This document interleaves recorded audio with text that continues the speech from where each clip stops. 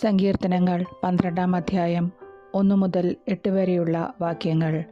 കർത്താവെ, സഹായിക്കണമേ. ദൈവഭക്തർ ഇല്ലാതായിരിക്കുന്നു. മനുഷ്യമക്കളിൽ വിശ്വസ്തരാരും ഇല്ലാതായി. ഓരോരുത്തനും അയൽക്കാരനോട് അസത്യം പറയുന്നു. അവരുടെ അധരങ്ങളിൽ മുഖസ്തുതിയും ഹൃദയത്തിൽ കാപട്യവുമാണ്. മുഖസ്തുതി പറയുന്ന അധരങ്ങളെയും വീമ്പിളക്കുന്ന നാവിനെയും കർത്താവ് ഛേദിച്ച് കളയട്ടെ. നാവ് കൊണ്ട് ഞങ്ങൾ ജയിക്കും.